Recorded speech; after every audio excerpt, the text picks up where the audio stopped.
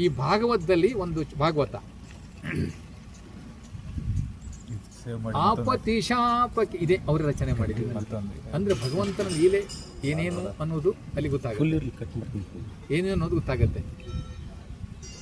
ಬಿಡೆನು ನಿನ್ನ ಚರಣ ಕಮಲವ ಎನ್ನ ಹೃದಯ ಮಧ್ಯದೊಳಿಟ್ಟು ಭಜಿಸುವೆ ಅನುದಿನ ಕೃಷ್ಣ ಅಂತ ಹೇಳ್ತಾರ ಅವರು. ಆಪತಿಶಾಪಕ್ಕೆ ಅಹಲ್ಯ ಶಾಸಿರ ಯುಗ ಪಾಷಾಣವಾಗುತ್ತ ಪದದೊಳಗಿರಲು. ಆಪತಿಶಾಪ ಅಂದ್ರೆ ಗೌತಮ ಮುನಿಯ ಪತ್ನಿ ಅಹಲ್ಯೆ. ಆಪತಿಶಾಪಕ್ಕೆ ಬಿಡೆನು ನಿನ್ನ ಚರಣ ಕಮಲವ ಎನ್ನ ಹೃದಯ ಮಧ್ಯದೊಳಿಟ್ಟು ಭಜಿಸುವೆ ಅನುದಿನ.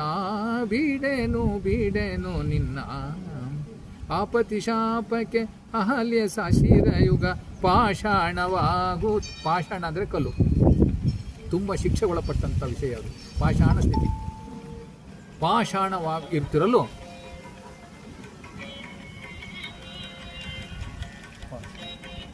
ಪಾಷಾಣವಾಗುತ್ತಾ ಪದದೊಳಗಿಲು. ಶ್ರೀಪತಿ ನಿನ್ನಯ್ಯ ಶ್ರೀಪಾದ ಸೋಕಲು ಪಾಪರಹಿತಳಾಗಿ ಪದವಿ ಕಂಡಳಾಗ. ಅಂದರೆ ನಾವು ಭಾಗವತದಲ್ಲಿ ಈಗ ನಿಮಗೆ ನಾನು ಭಾಗವತ ಹೇಳಬೇಕಂದ್ರೆ ಒಂದೊಂದೇ ಚರಿತ್ರೆ ಅಂತ ಓದಿ ಮಾಡಿ ಹೇಳಬೇಕಾಗತ್ತೆ. ನನಗೀಗ ಫ್ಲಾಶ್ ಆಗ್ಬೇಕಂದ್ರೆ ನಾನು ಹಾಡನ್ನು ಹೇಳಿಯೇ ಫ್ಲಾಶ್ ಮಾಡ್ಕೋಬೇಕಾಗುತ್ತೆ. ಅದು ನಾನು ಈಗ ನಾನು ಪುನಃ ಅದನ್ನು ಎಚ್ಚರಿಸಿಕೊಳ್ಬೇಕಂದ್ರೆ ನನಗೆಲ್ಲ ಹೇಳಿಕ್ಕೆ ಬರುವುದಿಲ್ಲ. ಹಂಗೆ ಹೇಳ್ಬೇಕಂದ್ರೆ ನಾನು ಭಜನೆ ಹೇಳಬೇಕು.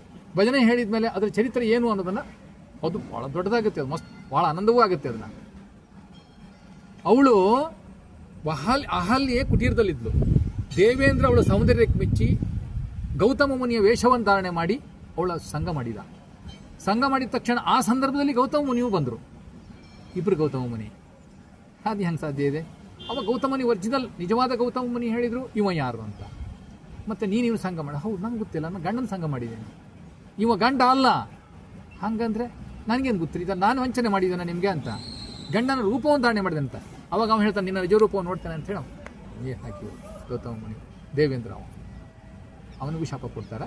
ಪ್ಲಸ್ ಇವಳಿಗೆ ಹೇಳ್ತಾಳೆ ಸಾವಿರ ವರ್ಷ ಕಲ್ಲಿನೊಳಗಡೆ ಕಲ್ಲಾಗಿರಬೇಕು ನೀನು ಹೇಳ್ತಾಳೆ.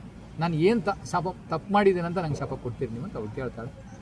ತಪ್ಪಂತೂ ಆಗಿದೆ, ಅಪರಾಧ ಪ್ರಮಾದ ಎರಡಾಗುತ್ತೆ. ಗೊತ್ತಿಲ್ಲ ಮಾಡಿದ್ರು ತಪ್ಪಾಗಿ ಉಳಿತೆ. ಅದು ನಿಂಗೊಂದು ಭಾಗ್ಯನೂ ಸಿಗುತ್ತೆ ಅದರಿಂದ.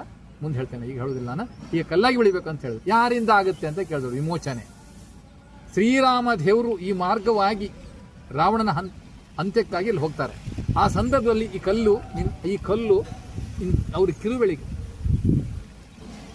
ಪಾದ ಶೋಕಲು ಅಂತ ಹೇಳಿದ್ರೆ, ಶ್ರೀಪತಿ ನಿನ್ನಯ್ಯ ಶ್ರೀಪಾದ ಸೋಕಲು ಪಾಪರಹಿತಳಾಗಿ ಬಿಡುಗಡೆಯಾಗಿ ಮತ್ತೆ ಕುವಾರಿಯಾಗಿ ನನ್ನ ಜೊತೆ ಬರ್ತೀಯ ನೀನು, ಅಲ್ಲಿವರೆಗೆ ಕಲ್ಲಾಗಿರಂತ ಹೋಗ್ಬಿಟ್ರು ತಪಸ್ಸಿಗೆ. ಇದು ಒಂದನೇ ಭಾಗ. ಗೊತ್ತಾಯ್ತಲ್ಲ ನಿಮಗೆ? ಭಗವಂತನ ಲೀಲೆ ಕೆಲವೊಂದು ಸಂದರ್ಭ ಯಾಕಾಗುತ್ತೆ ಅಂದರೆ ಇದಕ್ಕಾಗತ್ತೆ.